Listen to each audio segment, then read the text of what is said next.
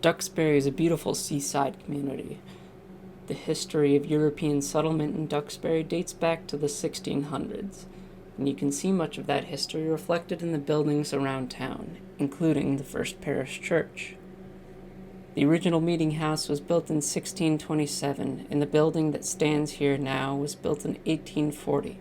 The First Parish Church is a registered, welcoming congregation that works hard to be a beacon of diversity, equality, and social justice for the local community.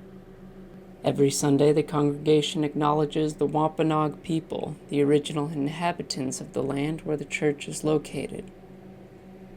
The sanctuary is filled with natural light thanks to the tall, oversized windows. Built in 1840 at the height of Duxbury's wealth as a shipbuilding and merchant community, this historical building in the Greek Revival style is the congregation's fourth meeting house. The Greek Revival design allows an enormous span with no interior columns, except at the rear of the sanctuary supporting the choir loft and the steeple. The church seats about 500 people, and the center aisle is 60 feet long. The organ is a source of pride for the First Parish Church congregation. It was built by the William B. D. Simmons Company, an important builder of organs in the 19th century. It was purchased in part by the Ladies' Association of the Church, with funds raised from the fair in 1853. The organ was restored by the Andover Organ Company in 1967, and then again in 2017. On Sunday mornings, musical offerings from the organ, as well as the piano, bell choir, soul singers, and guest musicians will accompany the service. After the service, adults and children are welcome to head through the parlor into the Harvey Assembly Hall for coffee hour.